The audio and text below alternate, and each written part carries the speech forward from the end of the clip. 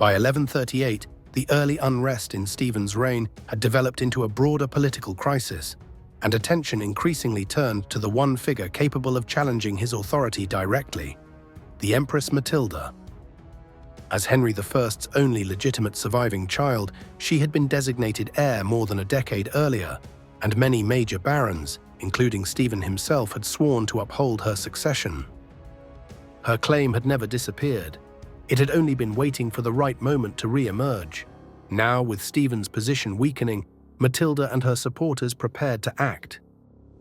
The turning point came with the open defection of Robert of Gloucester, Matilda's half-brother and one of the most powerful nobles in the realm.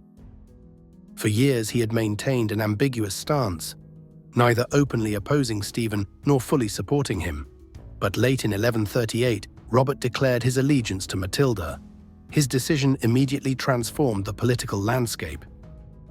As the eldest son of Henry I, Robert carried immense influence, extensive lands, and considerable military strength.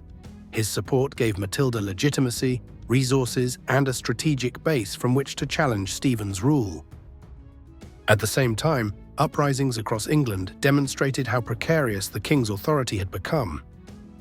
In the north, the Scots had advanced deep into English territory, while in the southwest, powerful barons aligned with the Empress were fortifying their own castles.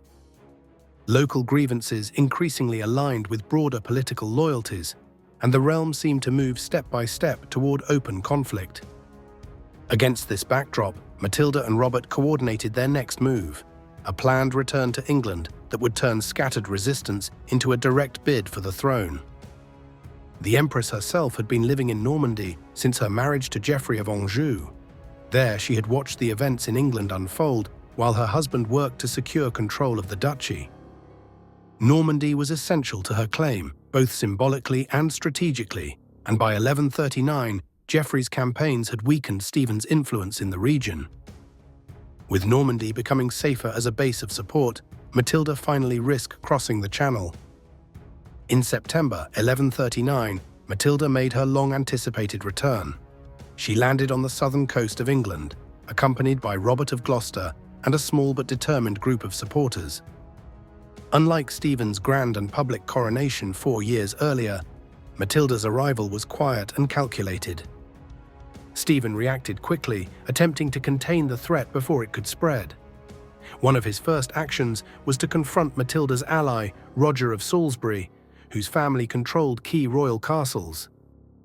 Stephen arrested Roger and his nephews, a move intended to secure strategic fortresses, but one that further alienated members of the church and several influential nobles.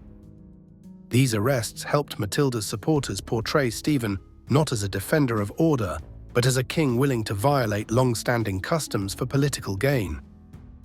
Meanwhile, Matilda established her initial base in the West Country, a region where Robert of Gloucester's power was strongest.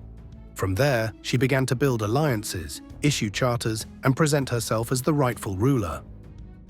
Although her forces remained smaller than Stephen's overall, her presence in England transformed the conflict from scattered revolts into a clear contest between two rival claimants. Throughout late 1139, both sides fortified their positions and prepared for the inevitable escalation. Neither Matilda nor Stephen gained a decisive advantage. England now had two competing centers of power, each claiming the moral and legal right to rule, and the country edged closer to full-scale civil war.